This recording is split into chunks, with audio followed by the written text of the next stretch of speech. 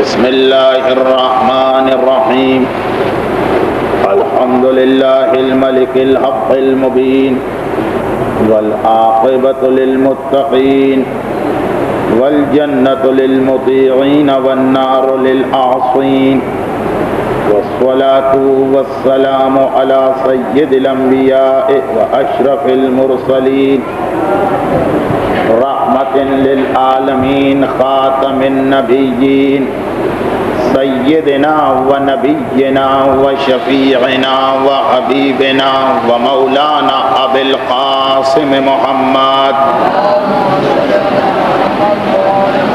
و آلہ و اہل بیتہ و عطرتہ الطیبین الطاہرین لا سیما علی الامام المنتظر والحجة الثانی عشر اللہم عجل له الفرج وسهل له المخرج ولعنة اللہ علی اعدائهم اجمعین اما بعد فقد قال اللہ عز وجل فی کتابہ المبین وفرقانہ المتین وقرآنہ المجید بسم اللہ الرحمن الرحیم ومن آیاتہ ان خلق لکم من انفسکم ازواجا لتسکنوا الیہا وجعل بینکم مودۃ والرحمہ ان فی ذلک لآیات لقوم یتفکرون۔ آج کے اس درس کا آغاز قرآن کریم کے ایک ایسے سورے یعنی سورہ روم کی آیت سے ہوا ہے کہ جس سورے پر ہر مومن اور مومنہ کو اس اعتبار سے انتہائی غور کرنا چاہیے کہ سال میں پورے سال ایک رات ایسی آتی ہے جسے نزول قرآن کی رات کہا جاتا ہے، یعنی وہ رات جس رات کو پروردگار عالم نے قرآن کو نازل کیا، انا انزلناہ فی لیلۃ القدر۔ اگر ہماری آج کل کی زبان میں کہا جائے تو یہ کہا جا سکتا ہے کہ وہ قرآن کی سالگرہ کی رات ہے، سال کی وہ تاریخ کہ جب قرآن کائنات میں خلق کیا گیا اور نازل کیا گیا۔ تو ایک ایسی رات جو قرآن کی رات کہلاتی ہے، لیکن تعجب کی بات یہ ہے کہ اس رات کو جو قرآن کی رات ہے، جو شب قدر ہے، ہمارے دین نے، ہمارے مذہب نے ہمیں قرآن کے 3 سورے تلاوت کرنے کا حکم دیا ہے۔ اب یہ قرآن کی سالگرہ ہے، اب یہ قرآن کی اپنی رات ہے، اور قرآن اور اسلام کہہ رہا ہے کہ اس رات کے اعمال میں، شب قدر کے اعمال جو ان گھروں میں بھی انجام دیے جاتے ہیں جہاں باقی سال نماز روزے کی جانب کوئی توجہ نہیں، تو یہ شب قدر یعنی قدر کی رات جو قرآن ہم کو پڑھوایا جا رہا ہے، تو خدا کو بھی معلوم ہے کہ اس رات کو زیادہ لوگ عبادت کے لیے جمع ہوں گے۔ اب بجائے اس کے کہ قرآن کے وہ سورے پڑھوائے جائیں جو انتہائی مشہور ہیں، سورہ رحمان کی تلاوت کا حکم آتا ہے شب قدر، سورہ یاسین ہے، سورہ دہر ہے، سورہ ملک ہے، سورہ واقعہ ہے، ایسے سورے جو مومن سارا سال پڑھتا رہتا، تو جو قرآن کی رات ہے اس میں تو ان سوروں کی تلاوت کا ثواب اور زیادہ ہونا چاہیے۔ مگر عجیب بات یہ کہ پورے قرآن میں سے قدر کی رات، نزول قرآن کی رات، شب قدر، خدا نے ایسے 3 سوروں کا حکم دیا کہ اگر اس رات کو ان سوروں کے نام نہ آتے تو شاید سارا سال مومن الگ سے تو یہ سورے نہ پڑھتا۔ ہاں قرآن ختم کر رہا ہے وہ دوسری بات، لیکن الگ سے یہ سورے، سورہ رحمان الگ سے پڑھا جاتا، سورہ ملک الگ سے پڑھا جاتا، 3 سورے، ان میں سے ایک ہے سورہ روم۔ پروردگار عالم کا کوئی عمل حکمت سے خالی نہیں ہوتا۔ یقیناً قرآن کے یہ وہ 3 سورے جن میں کوئی ایسا میسج، کوئی ایسا پیغام ہم کو دیا گیا کہ خدا کی خواہش یہ کہ کم از کم سال میں 1 مرتبہ تو مومن اس پیغام کو دہراتا رہے اور یاد کرتا رہے۔ کیونکہ میرا موضوع معرفت قرآن سے ہٹ کر ہے، اس لیے یہ تو میں نے ضمنی طور پر اللہ کی اور اسلام کی یہ خواہش آپ تک پہنچائی کہ بس شب قدر میں تلاوت کرنے کے بعد سال میں کبھی بھی موقع ملے تو ان سوروں کا ترجمہ اور ان کی تفسیر ضرور پڑھ لیجئے گا کہ آخر اس سورے میں کیا ایسا پیغام ہے۔ یہ قدر کی رات سارے مشہور سوروں کو ایک طرف چھوڑ کر اسلام نے کہا کہ تلاوت کرنا ہے تو سورہ عنکبوت ہو، سورہ روم ہو، سورہ حامیم دخان کی تلاوت کرو۔ لیکن سورہ روم کی جس آیت کی ہم نے آج تلاوت کی، یہ بھی اپنی جگہ ایک اتنا مکمل پیغام کہ جس کو اگر سمجھ لیا جائے تو اسلامی معاشرے کا آدھا حصہ یعنی ہماری عورتیں اور خواتین اتنی بے خبر اور غافل نہیں بیٹھ سکتی ہیں جو آج کل تو ایسا محسوس ہوتا کہ جیسے اللہ صرف مردوں کا اللہ ہے، اسلام صرف مردوں کا مذہب ہے، دین کی ذمہ داری صرف مردوں کے کندھوں پر ہے۔ ہمارے معاشرے کی خواتین نے یہ سمجھ لیا کہ بس شادی ہوئی، گھرداری کی، وہ بھی رسم و رواج کے مطابق، بچے پیدا ہوئے، بچوں کی وہ تربیت کی جس کا اسلام سے کوئی تعلق نہیں، اور عورت کی زندگی کا خلاصہ صرف یہی۔ جبکہ ایام اضاحی ہم کو یہ پیغام دیتے ہیں کہ کربلا جیسا جہاد جس کی مثال کائنات کی تاریخ میں نہیں مل سکتی، کربلا جیسا جہاد جس کی مثال 1,24,000 انبیاء کی تاریخ میں نہیں مل سکتی، کربلا جیسا جہاد جس کی مثال خود کربلا سے پہلے اور کربلا کے بعد ائمہ کی تاریخ میں بھی نہیں مل رہی۔ کربلا ایک اپنی قسم کا واحد اور منفرد جہاد تھا، لیکن یہ عظیم ترین جہاد بھی فقط مردوں کے ذریعے سے انجام نہیں پایا۔ اگر آدھی ذمہ داری مردوں نے اٹھائی تو کربلا کی آدھی ذمہ داری خواتین نے سنبھالی، اور یہ ایک پیغام قیامت تک کے لیے ہے کہ جب اللہ مردوں کا بھی ہے اور اللہ عورتوں کا بھی، اسلام مردوں کے لیے بھی نازل ہوا اور اسلام عورتوں کے لیے بھی، تو اسلام کو پھیلانے کی ذمہ داری مردوں پر بھی ہے اور عورتوں پر بھی، اور اسلام کو بچانے کی ذمہ داری مردوں پر بھی ہے اور عورتوں پر بھی۔ البتہ دونوں کا طریقہ کار الگ ہوگا، اور سورہ روم کی آیت یہی بتا رہی۔ میں یہاں پر ایک بات اور عرض کر دوں کہ جو لوگ اسلام کے دشمن ہیں ان میں سے جو پڑھے لکھے ہیں ان کا طریقہ کار یہ ہے کہ وہ قرآن کی آیتوں کو پڑھتے ہیں، عیسائی، یہودی، ہندو، کمیونسٹ اور بے دین۔ بعض اوقات تو وہ لوگ مسلمانوں سے زیادہ توجہ کے ساتھ قرآن کو پڑھتے ہیں۔ اچھا، اب ان کا مقصد کیا ہوتا ہے؟ قرآن کی ایسی آیتوں کو تلاش کیا جائے جو ایک دوسرے سے ٹکراتی ہیں، اور یہ ثابت کیا جائے کہ قرآن اللہ کا کلام نہیں بلکہ انسان کی بنائی ہوئی کتاب ہے۔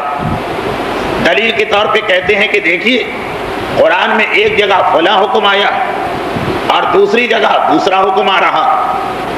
اللہ وہ تو کبھی کوئی چیز نہیں بھولتا، انسان ہے کہ آج کوئی بات کہتا ہے 10 سال بعد بھول جاتا ہے، دوسری بات کہنا شروع کر دیتا۔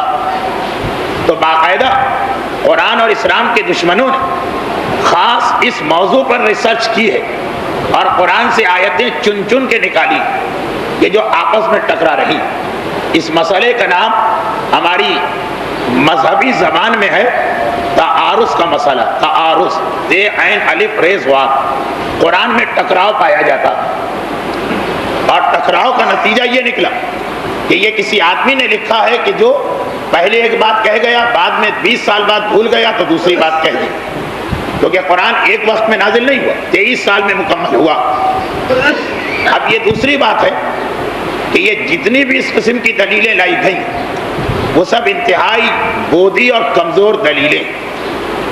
ابھی 1 سال بھی نہیں ہوا شیعت کی تاریخ کے ایک انتہائی اہم مرجع اور مجتہد آیت اللہ خوئی رضوان اللہ علیہ کا انتقال ہوا۔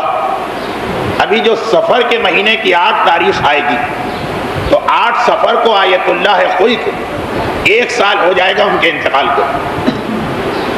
آیت اللہ خوئی مرجع اور فقیہ کے اعتبار سے تو ہیں مشہور، لیکن اس کے علاوہ آیت اللہ خوئی نے قرآن کے موضوع پر ایک بہترین کتاب لکھی ہے البیان، جس کا اردو ترجمہ بھی اسلام آباد سے چھپا۔ ہاں کتاب کیونکہ مہنگی اور آج کا ایک مومن یا مومنہ فلم پر تو 100-200 خرچ کرنے کو تیار ہے، لیکن قرآن کے موضوع پہ اتنا خرچہ اس کی طاقت سے باہر ہو جاتا، اس لیے یہ کتاب بہت کم مومنین اور مومنات نے پڑھی۔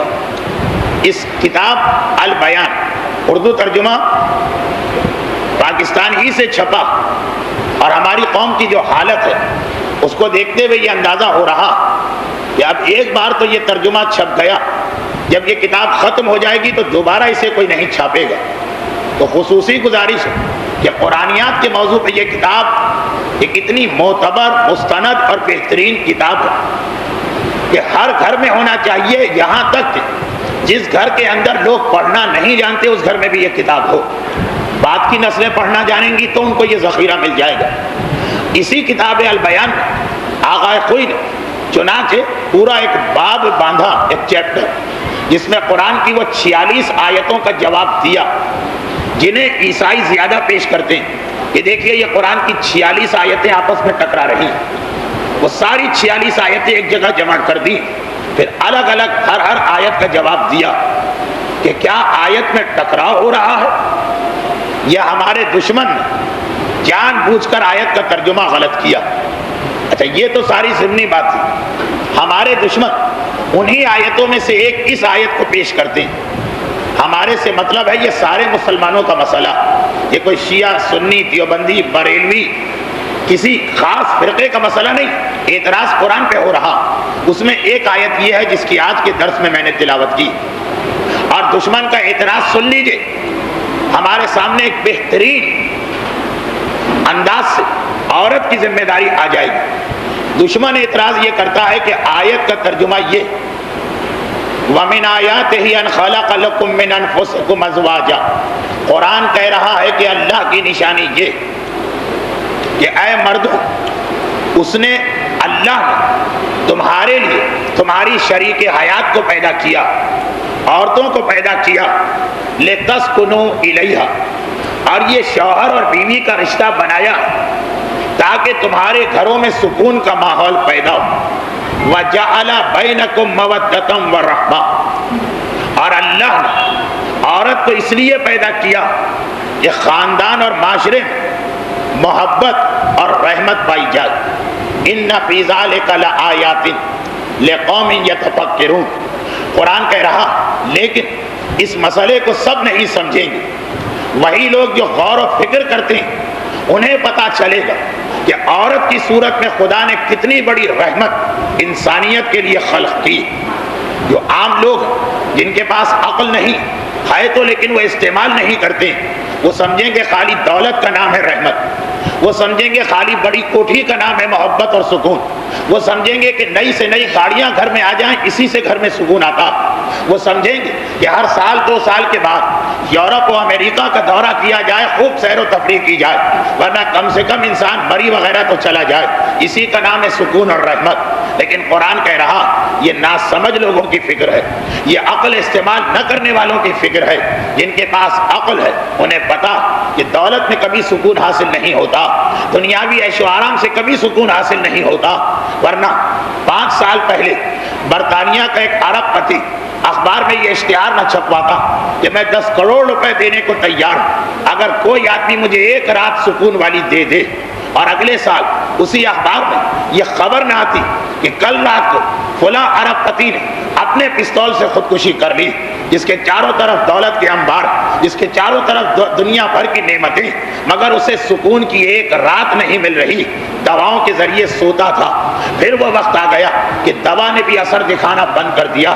قرآن کہہ رہا کہ عقل رکھنے والے کو پتا یہ دولت، یہ عیش و آرام، یہ زمینیں، یہ جائیداد، یہ کوٹھی، یہ بنگلہ، یہ کچھ دیر کے لیے آدمی کو خوش کر سکتی، لیکن سکون اس کے ذریعے حاصل نہیں ہوتا۔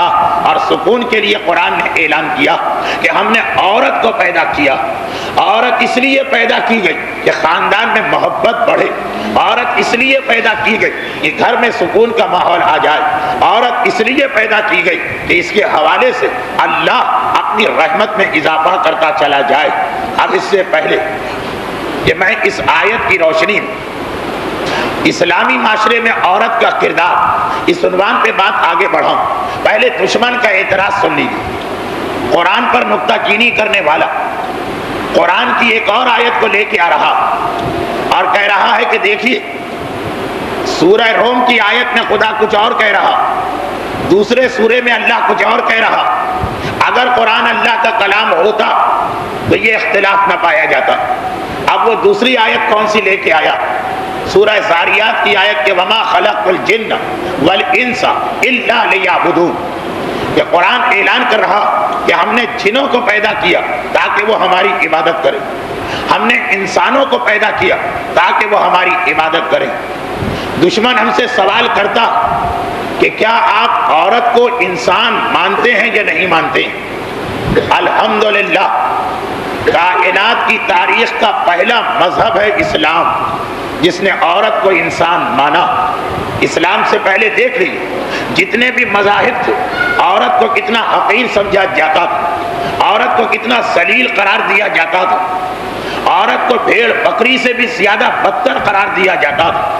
جس طرح کسی آدمی کے مرنے کے بعد اس کی زمین تقسیم ہو جاتی تھی وارثوں میں، اس کے جانور تقسیم ہو جاتے تھے وارثوں میں، اس کا پیسہ سونا اور چاندی تقسیم ہو جاتا تھا، اسلام سے پہلے اسی طرح سے عورتوں کو تقسیم کر دیا جاتا تھا کہ خاندان کا سربراہ مر گیا، اب جتنی بھی عورتیں اس خاندان کی ہیں ان کو تقسیم کیا جائے گا مرنے والے کے وارثوں کے اندر۔ عیسائیت جیسا مذہب جو آج یورپ اور امریکہ میں یہ کہتا ہے کہ اسلام جہالت کا مذہب، عیسائیت کا یہ کہنا کہ عورت ہی نے آدم کو بہکایا اور سارے فساد کی جڑ عورت، اسلام میں کبھی بھی یہ اعتقاد اور عقیدہ نہیں رہا۔ قرآن کی آیتیں بھی بتا رہی کہ اگر گندم کو کھایا گیا تو اللہ نے آدم پر اعتراض کیا، حوا سے کچھ نہیں کہا۔ قرآن میں دیکھ لیجئے کسی آیت میں بھی حوا کے بارے میں نہیں ہے کہ اس نے غلطی کی یا خطا کی، آدم سے کہا جا رہا۔ خیر وہ ایک الگ بحث چھڑ جائے گی۔ تو جب ہمارے دشمن نے کہا کہ یا تو آپ عورت کو انسان نہ مانی، اور اگر انسان مانتے ہیں تو یہ مانیے کہ قرآن کی آیتیں ایک دوسرے سے ٹکراتی، ہم نے کہا نہیں، اسلام نے عورت کو انسان مانا، اسلام نے عورت کو اسٹیٹس اور مرتبے کے اعتبار سے مردوں کے برابر رکھا۔ احکامات میں اختلاف ہو سکتا لیکن مرتبے کے اعتبار سے عورت کو مرد کے برابر رکھا تھا۔ تو اس نے کہا کہ جب آپ نے عورت کو انسان مان لیا تو اب آئیے آیت کا ترجمہ کریں۔ آیت نے کہا انسان کو پیدا کیا ہے اپنی عبادت کے لیے، انسان میں مرد بھی آ گئے، انسان میں عورت بھی آ گئی، تو آیت بنی کہ وما خلقت الجن والانس الا لیعبدون، ہم نے مردوں کو پیدا کیا اور عورتوں کو پیدا کیا اپنی عبادت کے لیے۔ اور دوسری آیت جو میں نے شروع میں پڑھی اس میں یہ کہا کہ عورت کو پیدا کیا تاکہ گھر کے ماحول میں سکون اور رحمت آ جائے۔ تو اب سوال یہ کہ کوئی چیز بنائی گئی مقصد ایک ہونا چاہیے۔ ایک جگہ قرآن کہے کہ عورت اللہ کی عبادت کے لیے بنائی گئی مردوں کی طرح سے، دوسری جگہ قرآن کہے کہ عورت کو گھر کا ماحول، معاشرے اور خاندان کو سنبھالنے کے لیے بنایا گیا۔ تو یہ آیتیں ٹکرا کیوں رہی؟ اب دشمن کا اعتراض جتنا بھی کمزور ہو، ہماری خواتین کے لیے مسئلہ بالکل واضح ہو گیا۔ دشمن کے اعتراض نے ہمیں یہ موقع دیا کہ ہم اپنے معاشرے کی خواتین کو سمجھائیں کہ اے عورت، اللہ نے تجھے مرتبہ مرد کے برابر دیا، مگر مرد کی نقل کرنے کی ضرورت نہیں، اس لیے کہ مرد کی ذمہ داری الگ رکھی، تیری ذمہ داری الگ رکھی۔ پہلے تو اعلان ہوا کہ دونوں ہماری عبادت کے لیے بنے۔ اب عیسائی کو اعتراض ہوا کہ اگر اللہ کی عبادت کے لیے عورت بنی تو قرآن کیوں کہہ رہا ہے کہ گھر کو سنبھالو؟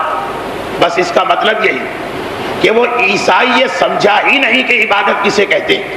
کیا خالی نماز پڑھنے کا نام عبادت؟ کیا خالی روزہ رکھنے کا نام عبادت؟ کیا خالی حج کرنے کا نام عبادت؟ ویسے تو ہر آدمی کہے گا کہ جی نہیں، انسان کی زندگی کا ہر عمل عبادت ہوتا۔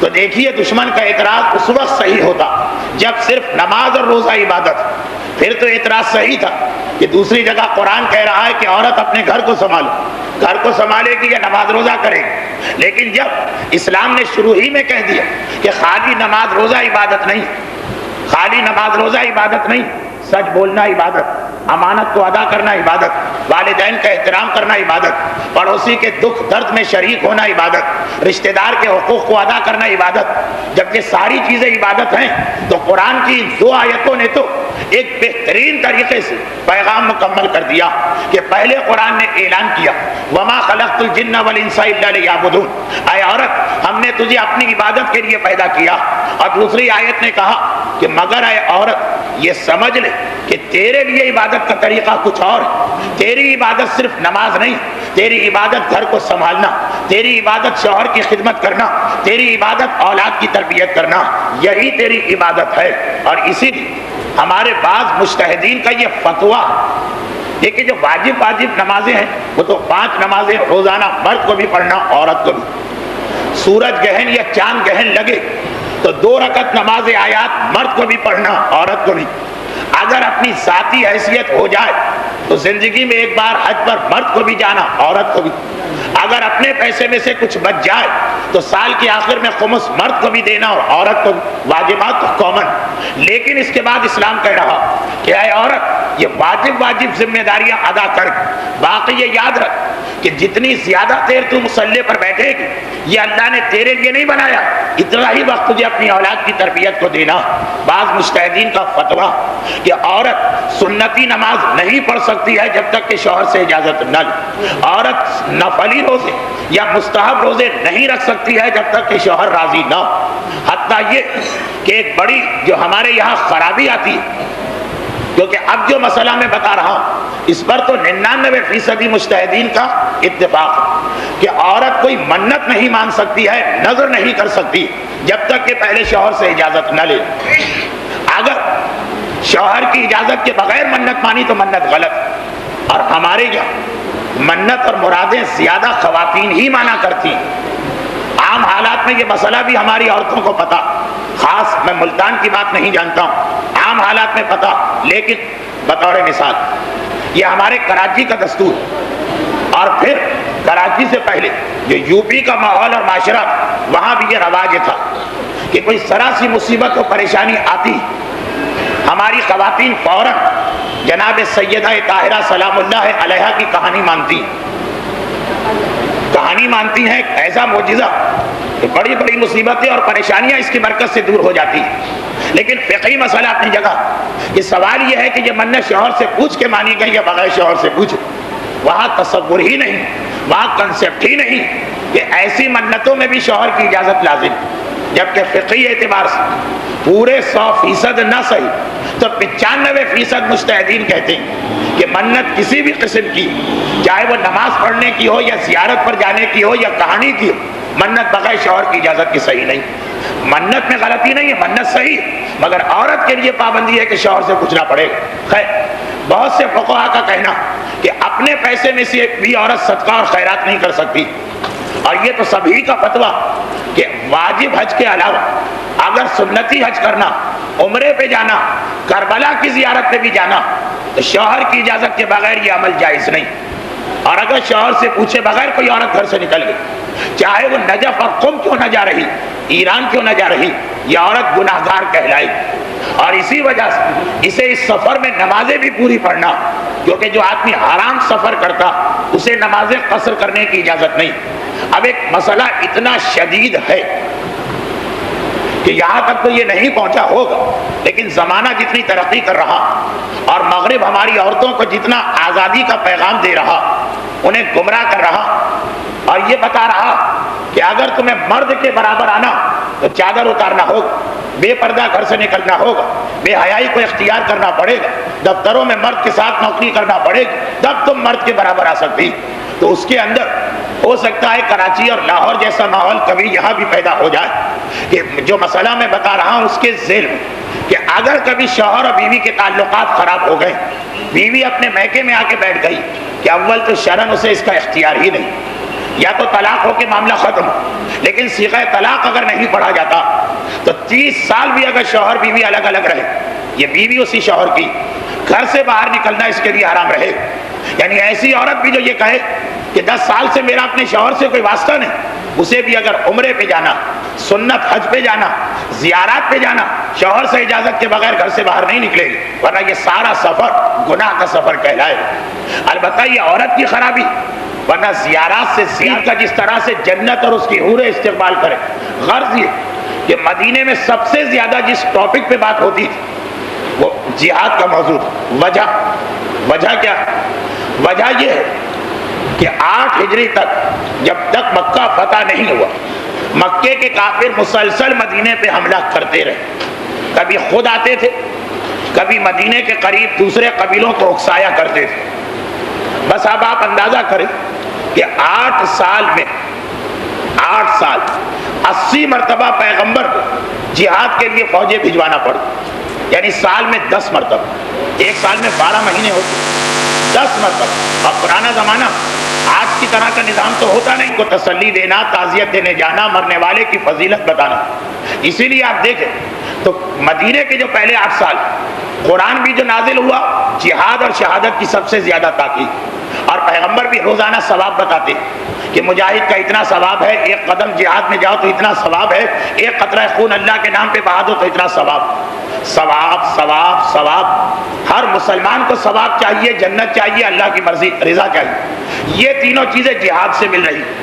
تو اسما کہتی ہیں کہ اللہ کے رسول، ہم مدینے کی عورتیں جب بیٹھتی ہیں تو ایک موضوع پر ہمیں بہت زیادہ بحث ہوتی ہے، اور وہ مسئلہ ایسا کہ اس سے پہلے میں ایک سوال کروں کہ کیا اللہ مردوں کے ساتھ عورتوں کا اللہ نہیں؟ کیا آپ جو رسول بن کے آئے خالی مردوں کے لیے آئے یا ہم عورتوں کے بھی رسول ہیں؟ کیا قرآن خالی مردوں کے لیے کتاب ہے، ہمارے لیے نہیں؟ کیا اسلام خالی مردوں کے لیے ہے، ہمارے لیے نہیں؟ پیغمبر نے کہا کہ اے اسما، جو تو نے کہا وہ جس طرح مردوں کے لیے ہے اسی طرح عورتوں کے لیے بھی. اللہ کی نگاہ مرد اور عورت برابر. اللہ قرآن مرد اور عورت دونوں سے بات کرے، میں مرد اور عورت دونوں سے کلمہ پڑھواؤں. اب اسما نے کہا اللہ کے رسول، جب اللہ عورتوں کا بھی، جب آپ عورتوں کے رسول بھی، جب قرآن عورت کے لیے بھی، جب اسلام عورت کے لیے بھی، تو یہ بتائیے کہ پھر آپ نے یہ فرق کیوں کر دیا کہ باقی ساری عبادتوں ہمیں موقع لینے کا حصہ ملے اور ثواب؟ نمازیں ہم پڑھتے ہیں، یعنی واجب نماز، روزے ہم رکھتے ہیں، مگر جس کا ثواب آپ سب سے زیادہ بتا رہے ہیں یعنی جہاد، ہم عورتیں میدان میں جانا چاہتی ہیں، آپ روک دیتے ہیں اور کہتے ہیں کہ عورت پہ جہاد ساقط. کتنے ہی ایسے لشکر اسلام تھے کہ عورتیں بھی پیغمبر کے خطبہ سن کر اتنا جوش میں آتے کہا اللہ کے رسول ہم ساتھ چلیں گے. اور پیغمبر نے کہا جہاد میں عورت نہیں جا سکتی ہے، میدان کی حد تک. تو اے اللہ کے رسول، عورتیں خاموش ہو جاتی تھی، لیکن جب آپس میں بیٹھ کے باتیں کرتی تھی تو اس مسئلے پہ بات ہوتی تھی. اور یہاں بھی ایک بڑا فرق دیکھ لیجئے. ایک پیغمبر کی تربیت یافتہ عورتوں کی جماعت جب بیٹھتی ہے تو بات ہوتی ہے ثواب پر، بات ہوتی ہے عبادت پر. اور ایک رسول کا نام لینے والی ہماری آج کی مومنات بیٹھتی ہیں تو بات ہوتی ہے کپڑوں کے فیشن پر، بیٹھتی ہیں تو بات ہوتی ہے بال بنانے کے طریقوں پر، بیٹھتی ہیں تو بات ہوتی ہے زیورات کے ڈیزائن پر، بیٹھتی ہیں تو بات ہوتی ہے کسی کی غیبت پر، کسی پہ تہمت، کسی پہ بہتان، کسی کی توہین. آج ہماری 2 عورتیں جہاں بھی بیٹھیں موضوع یہی ہوگا. کتنی عورتیں ایسی کہ جن کے سامنے کبھی بات چیت کا موضوع اسلام اور قرآن، بلکہ اگر اس موضوع پہ بات شروع بھی کریں تو شروع ہوتی ہے بات قرآن سے اور پہنچ جاتی ہے بات شیطان کے طریقہ کار کے اوپر.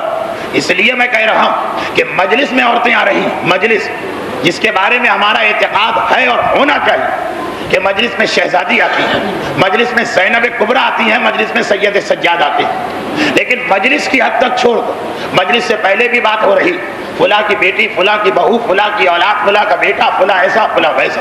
اور مجلس کے بعد بھی جو باتیں شروع ہوں تو اسی انداز سے باتیں شروع ہو چکی. یعنی جہاں پر آئے ہیں صرف عبادت اور پرسہ دینے کے لیے، ہمارے باپ کا لاشا پڑا، تو شاید ہم کبھی بھی اس موضوع پہ بات نہ کریں کہ آج کل ہیئر اسٹائل کا کون سا فیشن چل رہا اور آج کل کپڑوں کی میچنگ کا کیا رواج چل رہا، مگر فاطمہ کے لال کی صف ازا پہ بیٹھے اور مجلس سے پہلے اور مجلس کے بعد یہ بھی میں بہت زیادہ یعنی خواتین کا احترام کرتے ہوئے یہ بات کہی، ورنہ تو اگر ذرا چٹپٹی مجلس نہ ہو اور ہم جیسوں کی مجلس تو مجلس کے بیچ میں بھی بات چیت کا سلسلہ جاری ہوتا، دنیا بھر کی باتیں اسی مجلس میں طے پاتی، جس کے اندر 90% حرام، جس میں 90% گناہ۔ ذرا سوچئے تو صحیح، یہ واقعہ میں نے اس سے پہلے بھی کئی مرتبہ آپ کے سامنے پڑھا، لیکن شاید یہاں کے درس میں نہیں آیا۔ آج سے 10-12 سال پہلے کا واقعہ ہے، واقعہ کوئی بنایا ہوا لطیفہ نہیں۔ کینیڈا یا امریکہ، جگہ کا نام لینا نہیں چاہتا، وہاں پہ ایک بڑی تعداد میں مومنین کرام اور مومنات پہنچنے لگے تھے۔ دیکھیے آج سے 30 سال پہلے اکا دکا لوگ جایا کرتے تھے، 10-12-15 سال پہلے گرین کارڈ، مغرب کی دنیا، یورپ کے عیش و آرام، جوخ تر جوخ خاندان کے خاندان ہجرت کرنے لگے، اور بعض ایسے ممالک تھے جہاں پہ شیعوں پہ اتنے مظالم ہوئے کہ ان کو مجبوراً مغرب میں جانا پڑا۔ اچھا وہاں پہنچے تو ابتدا میں تو مجلسیں گھروں پہ ہوتی تھی، پھر یہ کہ جب تعداد بڑھی تو مسجدیں بنانا ہے، امام باڑے بنانا، یہ بھی خیر ایک فضل اور احسان ہو گیا کہ مغرب اور امریکہ جیسے دشمن اسلام علاقے میں 5000 سے زیادہ مسجدیں اور امام باڑے بن چکے ہیں، یہ سب مستقبل میں کام آنے والے۔ لیکن اب ایک مسئلہ دیکھیے، مسجدیں بنانا اور امام باڑے بنانا اور دیندار بننا اور، چنانچہ ہمارا اپنا تجربہ یہ کہ پاکستان جیسے اسلامی ملک میں بھی 100 میں سے 80 مسجدیں اور امام باڑے بے دین لوگوں کے ہاتھ میں، اور وہ چاہتے ہیں کہ یہاں بھی اللہ کا قانون نہ چلے، ہمارا ہی قانون چلے۔ بات الٹی ہونا چاہیے، ہمارے گھر میں بھی اللہ کا قانون چلنا چاہیے، ہمارے گھر میں بھی میں کی کوئی گنجائش نہیں، اور بات الٹی ہے کہ اپنا گھر چھوڑے اللہ کا بھی گھر، قانون چلے گا ٹرسٹ کا، قانون چلے گا انتظامیہ کا، قانون چلے گا کہ جس کے ہاتھ میں اس مسجد اور امام باڑے کا انتظام۔ اللہ کے گھر میں بھی اپنی میں کو چھوڑنے کو انسان تیار نہیں۔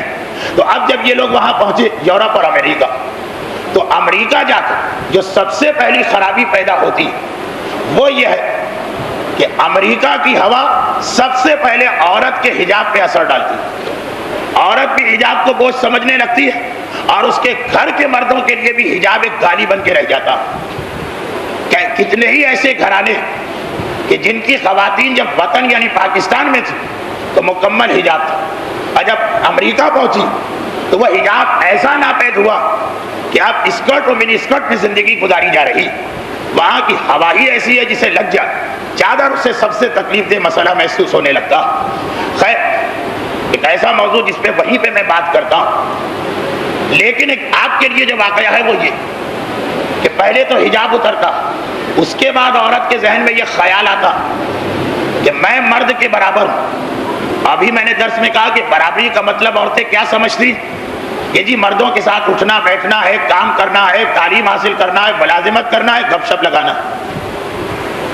یہ واقعہ جو میں نے آغا علی صاحب کے حوالے سے اکثر پڑھا وہ تو لاہور کا ہے، واشنگٹن کا نہیں، نیو یارک کا نہیں، لاس اینجلس کا نہیں، ہالی ووڈ کا نہیں، یہ لاہور کا واقعہ۔ حجت الاسلام آغا سید علی موسوی جن کے اوپر یہ واقعہ گزرا، ان سے آپ پوچھ لیجیے۔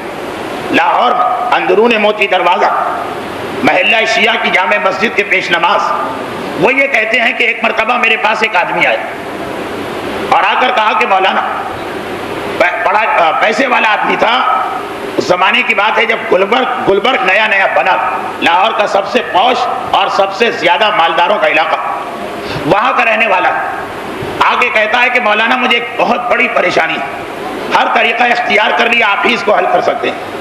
خیر علماء کے پاس عام طور پہ لوگ اور پیسے والے لوگ مصیبتوں اور پریشانیوں ہی میں آتے ہیں، کہا فرمائیے جو آپ کی مدد ہو سکے گی میں کروں گا۔ کہا پریشانی یہ کہ بیٹی کا مسئلہ ایسا ہے کہ میری راتوں کی نیند اڑ گئی۔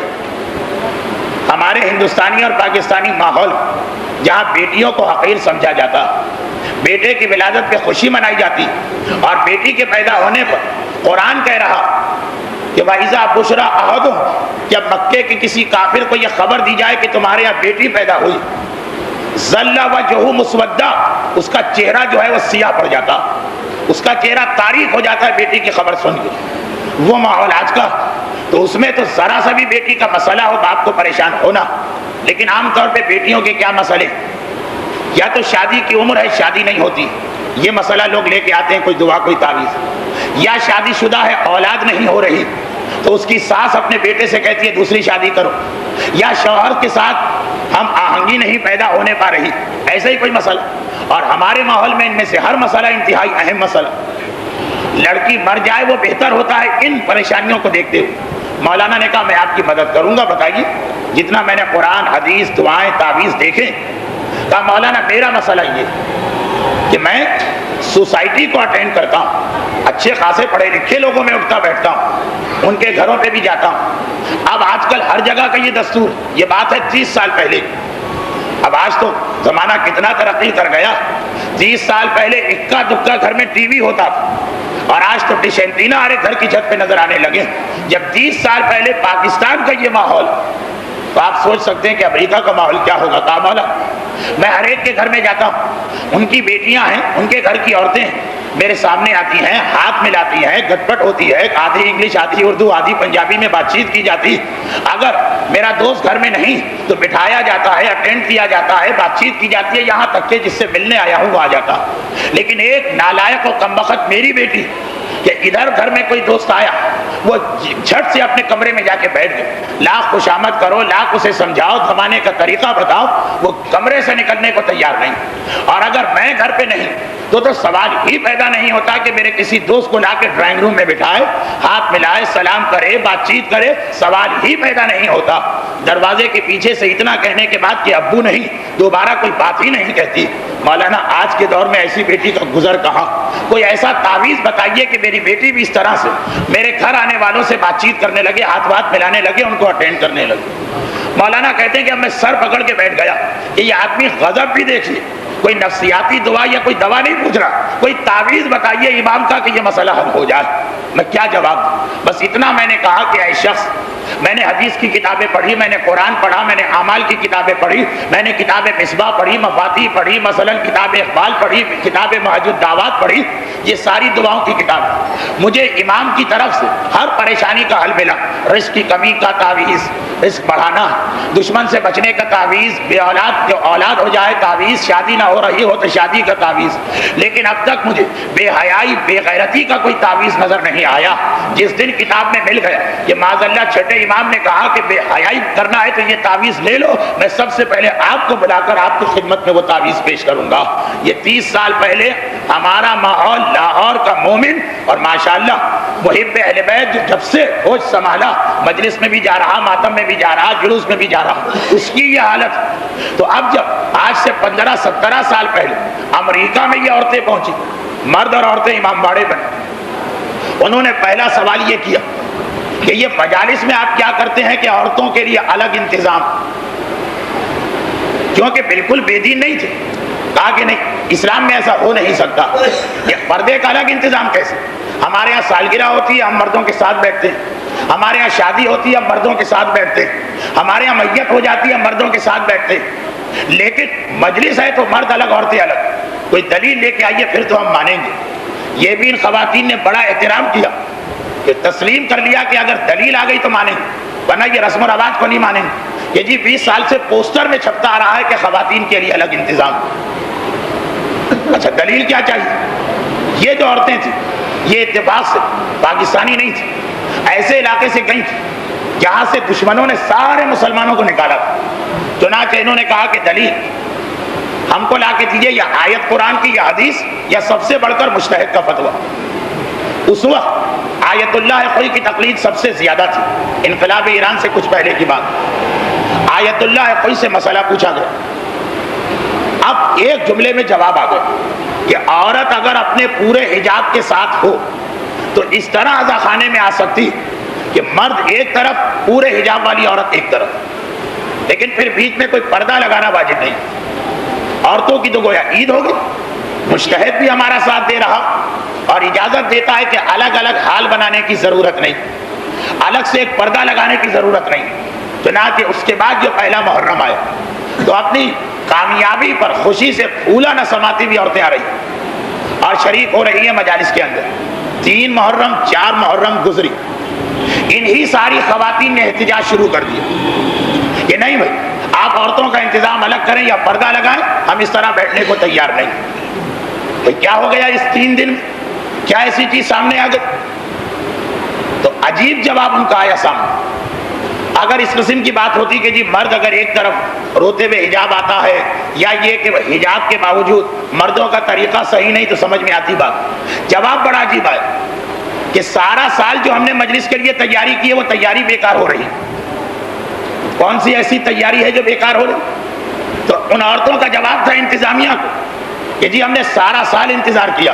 امریکہ جیسا ملک ایک دوسرے سے ملاقات کہیں مہینوں میں ہوتی، مجلس میں سب مل جاتے۔ ایک عورت نے کہا کہ میں نے تو اس محرم کی 10 مجلسوں کے 10 الگ الگ ساڑیاں سنگاپور سے منگوائی تھی کہ ایک اس فیشن کی اور ایک اس فیشن کی اور ایک اس فیشن کی۔ ایک عورت نے کہا میں نے تو اس اجرے کے لیے پورا سال میچنگ کی تیاری کی، میچنگ کی چیزیں جمع کرنے کے لیے خاص میں دبئی گئی تھی اور وہاں سے شاپنگ کر کے آ رہی۔ یہ تو آپ نے عجیب قانون بنائے، چادر پہن کے مجلس میں بیٹھ جاؤ، وہ ساڑی کس کام کی؟ وہ جو ہم دبئی سے میچنگ کے سوٹ لے کر آئے تھے وہ کس کو دکھائیں؟ وہ جو سارا سال ہم نے 10 مجلسوں کے لیے تیاری کی، ایسا لباس، ایسا زیور، ایسی آرائش کر کے جائیں گے کہ ہر ایک کے سینے پہ سانپ لوٹے گا۔ جو عورتوں میں ایک جذبہ ہوتا کہ اپنے آپ کو دکھانا، اپنے لباس کو دکھانا، اب کہہ رہے ہیں ہماری ساری محنتیں بیکار ہو رہی۔ جب چادر پہن لی تو سب برابر ہو گئی، جس کے پاس سنگاپور کی ساڑی ہے، جس کے پاس پاکستان کا بنا کپڑا ہے، جس کے پاس خدر اور ٹاٹ کا لباس ہے، تو سب برابر ہو گئے۔ وہ جو پڑھائی ظاہر کرنے کا موقع تھا وہ موقع ضائع ہو رہا، ہمیں الگ حجاب میں بٹھا دیجئے مگر یہ پابندی نہ لگائیے کہ اپنی میچنگ ایک دوسرے کو نہ دکھاتے پھریں۔ یہ اصلی واقعہ، اور کراچی میں آپ کو اس کے آثار نظر آئیں گے۔ میں جس محلے میں رہتا ہوں کراچی، وہ سارا شیعہ محلہ کہلاتا ہے رضویہ سوسائٹی۔ وہاں پہ سارے مومنین کی دکانیں، اور وہاں پہ جتنے بھی درزی، ان سے یہ پوچھیے ان کا جواب یہ ہوتا کہ عید سے پہلے ہم اتنے مصروف نہیں ہوتے جتنا ایام اضحیٰ سے 1 مہینے پہلے مصروف۔ دنیا میں جتنے بھی فیشن نکلے، ایام اضحیٰ میں اس کے لباس پہننا ہے ہماری بچیوں کو، عید میں وہ درزی مصروف نہیں ہے جتنا محرم کے لیے مصروف ہو رہا۔ اور ایک ہمارے بزرگوں کا طریقہ، سال بھر جو پرانا لباس پہنا، محرم سے چند دن پہلے اسی کو کالے رنگ میں رنگوا دیا۔ وہ پرانا اور استعمال شدہ لباس وہ مجالس میں پہنا جائے گا۔ جس طرح سے کوئی عورت ایسی نہیں ہو کہ اگر اس کا سہاگ اجڑے اور شوہر کا لاشا پڑا، وہ کہے کہ میں ابھی نہیں آؤں گی ماتم کرنے، پہلے جا کے فٹافٹ درزی سے ایک نئے فیشن کا لباس سلوا لو، اس کے بعد میں آ کے بیٹھوں گی۔ بھائی دنیا مجھے دیکھ رہی، شوہر کی میت پر بھی اگر اچھا لباس نہ ہو تو کتنی میری توہین ہوگی۔ شاید کوئی ایسی عورت نہ ہو جس کے باپ کا انتقال ہو جائے، بابا کا لاشا، وہ دوڑ کے پہلے درزی کی دکان پہ جائے کہ نئے فیشن کا میچنگ کا لباس پہننا، پھر آ کے باپ کے لاشے پہ ماتم کرنا۔ دیکھیے وہ ماحول شروع ہو چکا کہ پرسہ دینے کسی کو جاتے ہیں خاندان، اس وقت نئے نئے فیشن کے کپڑے، لیکن بات ہے اپنے گھر کی بات، اپنا شوہر مرا، اپنے جوان بیٹے کا لاشا، اماں مچل گئی کہ نہیں میں کیسے ماتم کروں، ابھی میری میچنگ مکمل نہیں ہوئی ہے، آدھا گھنٹہ اور ٹھہر جاؤ۔ ہو ہی نہیں سکتا، ہو ہی نہیں سکتا۔ تو یہ فاطمہ کے لال کا ماتم، یہ زینب کبریٰ کے بھائی کا ماتم، یہ سکینہ کے بابا کا ماتم، یہ لیلا اور رباب کا اجڑا ہوا سہاگ ہے جس کا ماتم کرنے ہماری عورتیں آ رہی۔ کیا حالت ہوتی جا رہی، کیا کیفیت ہوتی جا رہی۔ عین سالت اور اس ماحول پیغمبر کی حدیث سنانا ضروری۔ اسما کہتی کہ اے اللہ کے رسول، آپس میں ہم لوگ باتیں کر رہے تھے، اب میں آپ کو یاد دلا دوں، آپ تو بھول گئی ہوں گی کہ میں نے کہاں سے بات چھوڑی تھی اور یہ بیچ کی بات آ گئی تھی۔ یاد دلا دوں کہ مدینے کی عورتیں جمع ہوتی ہیں تو موضوع ہے فقہ اسلام، شریعت اسلام، قرآن اور حدیث۔ البتہ دوسری دنیاوی باتیں بھی کرنا، لیکن اس طرح سے کہ اس میں کوئی حرام اور گناہ نہ آنے پائے۔ کہہ رہی ہیں کہ ہم عورتوں نے کئی مرتبہ یہ سوچا کہ یہ اللہ اور رسول کی جانب سے ہم پر زیادتی ہو رہی ہے کہ جو سب سے زیادہ ثواب والی عبادت ہے وہ مردوں کو دے اور باقی عبادت تو ہمیں عطا کر دے۔ لیکن اب ایک مسئلہ، عورتیں بات تو کرتی مگر کسی میں یہ ہمت نہیں ہے کہ رسول کے پاس آ کے یہ جملہ کہہ دے۔ اسما کہتی ہیں کہ آج صبح جب عورتوں میں یہ بات چیت شروع تو میں نے عورتوں سے کہا ڈرنے کی کیا بات، ہم کوئی اعتراض کرنے نہیں جا رہے، وجہ پوچھنے جا رہے ہیں، میں جاؤں گی تمہاری طرف۔ ہر عورت شرما کے رہ گئی، رسول سے کیسے کہیں کہ آپ اور اللہ نے ہم پر ایک طرح کی زیادتی کی، لیکن حق کی بات تھی اس لیے میں آپ کے پاس آ گئی۔ پیغمبر اسلام پوری گفتگو سنتے رہے، بات ختم ہوئی، چہرہ اٹھا کے اپنے صحابیوں کو دیکھا، رسول کے چہرے پہ مسکراہٹ نظر آ رہی اور کہا کہ اے مدینے کے مردوں بتاؤ کہ آج تک تم میں سے بھی کسی نے اتنی عقل مندی کے ساتھ اپنا معاملہ میرے سامنے پیش کیا؟ دیکھو یہ عورت کس دانش مندی اور ذہانت کے ساتھ حق کی بات دریافت کر رہی۔ اور اے اسما سنو، میں نے یہ کبھی نہیں کہا ہے کہ جہاد کا ثواب مردوں کے لیے عورتوں کے لیے نہیں. میں نے کہا ہے کہ میدان میں مرد کو جانا ہے عورت کو نہیں جانا. لیکن تمہارے لیے بھی جہاد, اور تمہارا جہاد کیا ہے؟ جہاد المرأۃ حسن التبعل. 4 لفظوں کی حدیث ہے جس میں سے 3 لفظ اردو میں بھی استعمال ہوتے ہیں. جہاد اردو کا لفظ بھی ہے. مرأہ ایک نیا لفظ ہے جس کے معنی ہے عورت. حسن التبعل, حسن کا لفظ بھی اردو کا لفظ. تبعل حدیث قصہ میں آتا تم فاطمہ تو وہ ابوہا و بعلہا, شوہر. میرے پیغمبر نے ارشاد فرمایا کہ سنو, عورتوں پر بھی جہاد واجب ہے, مردوں پہ بھی واجب. عورت کو میدان میں جانے سے روکا گیا, جہاد تو اس پہ بھی واجب. البتہ فرق, مرد کا جہاد ہے میدان میں جائے, تیر کھائے, تلوار کھائے, نیزے کھائے, زخمی ہو, کبھی مارا جائے, کبھی اپاہج و معذور ہو کے واپس آ جائے, کبھی اس کے بچے یتیم ہو جائیں, کبھی اس کی بیوی بیوہ ہو جائے, کبھی اس کی ماں کی جگر کا ٹکڑا چھن جائے. اتنی قربانیاں دے تب وہ مجاہد بنتا. اور عورت کا جہاد کیا؟ عورت کا جہاد گھر کے 4 دیواری کے اندر یا اپنے گھر کے ماحول کو صحیح کر لے, یہ عورت کا جہاد. یعنی عورت کے لیے بدر کا میدان اس کا گھر, احد کا میدان اس کا گھر, خندق کا میدان اس کا گھر. عورت کے لیے فتح خیبر اس کا گھر. وہ گھر میں بیٹھے بیٹھے وہ ثواب لے سکتی, بغیر تیر کھائے, بغیر تلوار کھائے, بغیر زخمی ہوئے, بغیر بھوک اور پیاس کا امتحان دیے, گھر میں بھی وہ بیٹھ کر اتنی ہی بڑی مجاہد بن سکتی. لیکن ہاں, یہ تو میں نے ظاہری طور پہ کہہ دیا, کبھی عورت کو اتنا ہی سخت امتحان دینا پڑتا. اور محاورہ بھی ہے اور فطرت کہ تلوار کا زخم بھر جاتا, زبان کا زخم نہیں بھرتا. مرد کے لیے تلوار کا زخم, عورت گھر میں بیٹھے گی اور گھر کو اسلامی بنائے گی, کبھی اس کا شوہر اس سے ناراض ہو جائے گا, کبھی اس کی ساس و نندے اس سے ناراض ہو جائیں گے, کبھی اس کے بھائی باپ ماں اور بہنیں اس سے ناراض ہو جائیں گے. اگر ایسا ماحول ہو کہ ہر آدمی مسلمان بننا چاہتا تو عورت کا جہاد آسان. لیکن اگر ایسا ماحول ہے جیسا آج کراچی میں, ملتان میں, لاہور میں, اسلام آباد میں, کہ اگر آپ اپنے گھر کو شیطان کا گہوارہ بنانا چاہیں, سب راضی. کسی گھر میں آ جائے ٹی وی, گھر والے خوش ہوتے ہیں. کسی گھر میں آ جائے VCR, گھر والے خوش ہوتے ہیں. کسی گھر میں آ جائے ڈش اینٹینا, گھر والے خوش ہوتے ہیں. لیکن کسی گھر میں حجاب لانے کی کوشش کی, کسی گھر کے اندر خمس کا نظام لانے کی کوشش کی, کسی گھر کے اندر پابندی لگ جائے کہ گانے کی آواز نہیں سنی جائے گی, حرام فلمیں نہیں دیکھی جائیں گی, غیبت نہیں بولی جائے گی. دیکھ لیجئے گا, مومن کا گھر ہے, ٹی وی VCR اور فلم پہ شکر کا سجدہ ہوگا, اور حجاب غیبت سے بچنے اور گانے سے محفوظ رکھنے پہ تانے, تشنی, تہمتیں, گالیاں, بہتان. ایسی عورت اور مرد سے کوئی بات کرنے کو تیار نہیں ہوتا کہ جو مولوی صاحب آ گئے واض و نصیحت شروع کر دیں گے, چلو یہاں سے. یقیناً یہ تلوار کا زخم میدان میں کھانا آسان, گھر کے اندر 24 گھنٹے تو میں کا نشانہ بننا اور گالم گلوچ کا نشانہ بننا, اور ایسی وجہ سے کہ جس میں اپنا کوئی فائدہ بھی نہیں. ایک تو اپنے آپ کو بھی زحمت میں ڈالا جا رہا, آج کے ماحول میں گانے سے اپنے آپ کو بچانا, آج کے ماحول میں بے حجابی سے اپنے آپ کو بچانا. ایک تو خود بھی زحمت اٹھا رہے ہیں اور پھر دوسروں کی گالیاں سن رہے ہیں. یہ تلوار کے زخم سے زیادہ سخت زخم.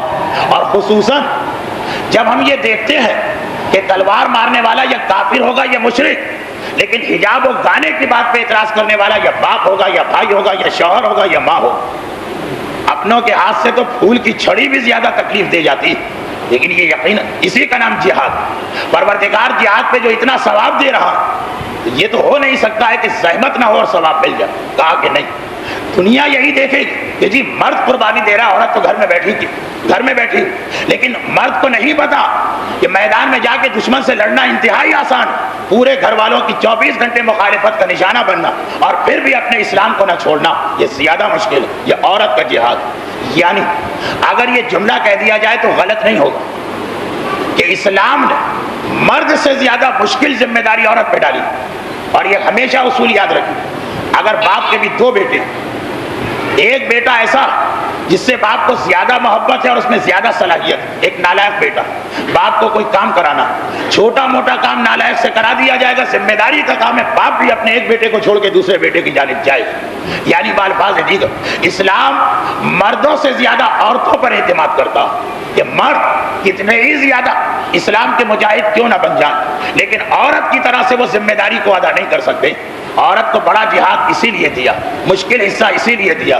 اب ایک ایسا جملہ کہہ رہا ہوں کہ میرے جسم کے رونگٹے بھی کھڑے ہو جاتے ہیں جب یہ جملہ میں کہتا ہوں, اور ایمان بھی گوارا نہیں کرتا, مگر ظاہری اعتبار سے یہ جملہ اپنی جگہ بالکل غلط بھی نہیں. کہ یہی وجہ ہے کہ کربلا کے مردوں سے بڑا جہاد کربلا کی عورتوں نے کیا تھا. کربلا کے مجاہدوں سے زیادہ بڑا امتحان اللہ نے کربلا کی اسیر خواتین سے لیا. مدت کے اعتبار سے بھی کہ وہاں ایک دن کا امتحان تھا. عاشورے کی صبح جہاد شروع ہوا, عاشورے کی شام جہاد ختم ہو گیا. اور کربلا کی بیویوں کا جہاد شام غریبہ سے شروع ہوا. 1 سال تو قید خانے تک میں گزارا.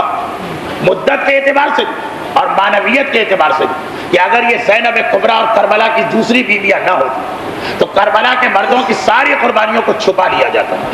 یہ کون ہے کہ جس نے کربلا کی قربانیوں کو بچایا؟ یاد رکھیے, میں جو بات کہتا ہوں تاریخ کے حوالے سے, 1,20,000 کے مجمع میں من کنت مولا ہو فعلی مولا کا اعلان رسول نے کیا. 5 سال گزرتے ہیں, عالم اسلام کے ذہن سے حدیث کو کھرچ دیا گیا. 25 سال گزرے ہیں, 1,20,000 نے ایک واقعہ دیکھا, اور میرا مولا اپنی خلافت کے پہلے ہی دن یا پہلے ہی ہفتے اس مجمع میں سوال کر رہا جس میں غدیر قوم کے لوگ تھے کہ بتاؤ کیا میرے رسول نے میرے بارے میں یہ نہیں کہا؟ اور لوگوں نے کہا تو ہم تو زندگی میں پہلی مرتبہ یہ بات سن رہے ہیں. 1,20,000 کے مجمع جو سب حج کر کے آ رہے ہیں, ان میں ایک بات کہی گئی چھپ گئی, کیونکہ جب حکومتیں کوئی چیز چھپانے پہ آئے تو چھپ جاتی. تو کربلا کے جنگل میں جہاں ایک بھی دیکھنے والا نہیں, 1,20,000 تو چھوڑ, ایک بھی دیکھنے والا نہیں, اور ظالم حکومت اتنی ہے کہ ہر چیز کو چھپا سکتی ہے, پھر کربلا کا واقعہ کیسے بچ گیا اور قیامت تک کے لیے زندہ ہو گئے. یہ احسان ہے کربلا کی خواتین کا. اور اس سے یہ اصول سامنے آ رہا کہ مردوں سے زیادہ بڑا اور اہم جہاد عورتوں کو کرنا. تو اے محترم خواتین, مغرب کی اس ہوا کو اپنے قریب بھی نہ آنے دیجیے گا کہ اگر مرد کے برابر بننا, اللہ نے آپ کو بعض اعتبار سے کبھی مرد سے افضل بنایا. بیوی پر شوہر کے بہت سارے حقوق, مگر کبھی یہ نہیں کہا گیا کہ بیوی کی جنت شوہر کے ہاتھ میں, بیٹے سے کہا گیا تیری جنت تیری ماں کے ہاتھ میں. کئی اعتبار سے تو عورت مرد سے افضل ہوتی, مگر ذمہ داری کے ساتھ. کبھی مغربی دنیا کی نقالی کی کوشش نہ کیجیے گا, اور اپنے گھر کو ہر اس چیز سے بچائیے گا جو آپ کے بچوں کے لیے زہر کا کام کر رہی, بلکہ زہر سے خطرناک. اس لیے کہ زہر فقط آپ کے جسم کو ختم کرے گی, آپ کے بچوں کے جسم. لیکن آج یہ گانا, یہ فلم, یہ نشریاتی ادارے, یہ پروپیگنڈا, یہ ڈائجسٹ, یہ میگزین, یہ رسالے, یہ ناولیں, یہ فلمیں آپ کے بچوں کے ایمان کو ختم کر رہی ہیں. آپ سے میرا سوال یہ کہ جان زیادہ قیمتی ہے یا ایمان زیادہ قیمتی؟ عام حالات میں جان سے زیادہ قیمتی کوئی چیز نہیں. جان خطرے میں ہوتی ہے, آدمی اپنی ساری دولت, زمین, جائیداد, پیسہ, زیور بیچ دیتا. یہ جان بچانا ہے, یہ سب چیزیں تو بعد میں ہو جائیں. لیکن جب جان اور ایمان میں ٹکراؤ تو صحیح مومن وہ ہے کہ ایک کیا 70 جانیں بھی ہوں تو قربان ایمان کو بچانا. تو اگر آپ کے بچے کے سامنے زہر آ جائے, آپ کا چھوٹا بچہ کھیلتا ہوا آگ کی طرف چلا جائے, آپ کے ایک ناسمجھ بچے کے ہاتھ میں بندوق یا پستول آ جائے, جس طرح سے ماں دوڑ کے جاتی ہے کہ میرے بچے کو نقصان نہ پہنچے, اس سے زیادہ خطرناک ہے اگر اس کے ہاتھ میں کوئی گانے کا کیسٹ آ چکا, اگر اس کے ہاتھ میں کوئی فلم آ چکی ہے جو اسلام میں حرام. ہر فلم حرام نہیں, جو حرام. اس کے ہاتھ میں کوئی ایسا میگزین یا ناول آ چکا, ہر ناول بھی حرام نہیں, لیکن جو حرام. تو یاد رکھیے, جس طرح سے بچے کو آگ کے قریب دیکھ کر بل بلا کے ماں دوڑتی, نہ اسے اپنے تن کا ہوش ہوتا ہے, نہ من کا ہوش ہوتا ہے, نہ حجاب کا خیال ہوتا. بچہ کنویں میں گرنے والا, بچہ آگ کو پکڑنے والا, بچہ زہر پینے والا, بچے نے پستول کی لبلبی کے اوپر اپنی انگلی رکھ دی, کس طرح سے ماں گھبرا جاتی. اس سے زیادہ گھبرانا چاہیے, لیکن نہیں گھبراتی, خوش ہوتی, راضی ہوتی, بلکہ بعض اوقات خود یہ چیزیں خرید کے اپنی اولاد کو دیتی. آپ کی ذمہ داری ہے. اللہ نے آپ کو واجب نماز اور روزے کے علاوہ پیدا نماز اور روزے کے لیے نہیں کیا, پیدا اس لیے کیا ہے کہ آپ کے گھر سے مجاہد اسلام پیدا.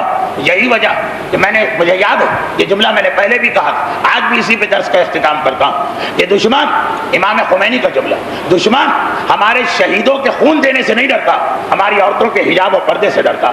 جس گھر میں صحیح حجاب ہوگی وہاں صحیح تربیت ہوگی, جہاں صحیح تربیت ہوگی وہاں پہ صحیح مجاہد اسلام پیدا ہوگی. خصوصیت کے ساتھ میں پھر یاد دلا دوں, اپنے بچے کو نمازی اور روزے دار بنائیے, قرآن پڑھنا سکھائیے, مگر اس سے پہلے اس کو ان حرام چیزوں سے بچائیے. اسلام میں حرام سے بچانا پہلے ہے, واجبات بعد میں. پہلے ہے حرام سے بچاؤ. ہمارا کلمہ شروع ہوتا ہے پہلے لا الہ کا انکار کرو, پھر اللہ کی منزل پہ آؤ تو مانا جائے. اگر خالی اللہ موجودن کہا تو اللہ بھی آئیں گے تمہارے گھر میں 360 جھوٹے خدا بھی آ جائیں گے. ہمارے یہاں اعوذ باللہ من الشیطان الرجیم پہلے، بسم اللہ الرحمن الرحیم بعد میں. پہلے شیطان سے تو اپنے آپ کو بچاؤ تو اللہ کے قریب جاؤ گے. تو جو نماز آپ اول تو اتنی ماں ہی اب کہاں جو اپنے بچوں کو نمازی بنائے، مگر اس سے زیادہ اہم ہے اپنے بچے کو گانا اور فلموں اور ان چیزوں سے بچانے کے لیے.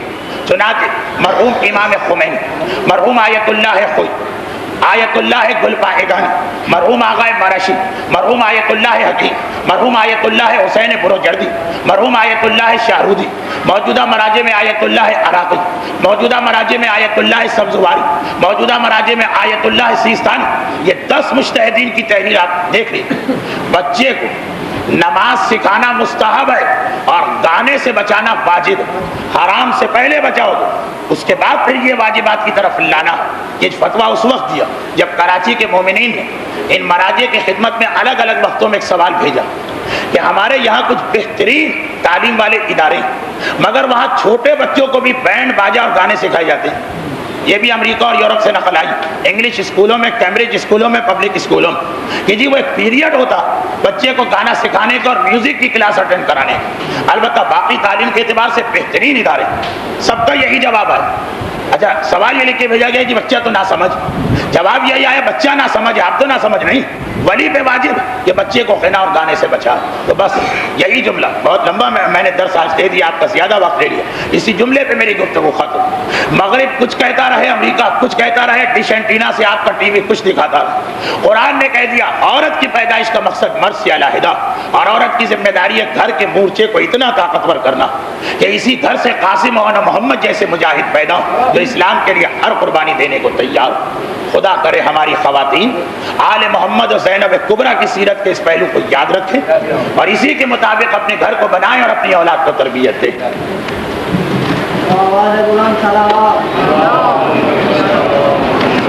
پروردگارہ مصائب رسول و آل رسول کا واسطہ تمام صاحبان ایمان خصوصاً اس درس میں جو مومنین اور مومنات شریک اور جنہوں نے اس درس کا انعقاد کیا ہے، ان سب کو مصائب سارا کے واسطے دنیا اور آخرت کی ہر پریشانی سے محفوظ فرما.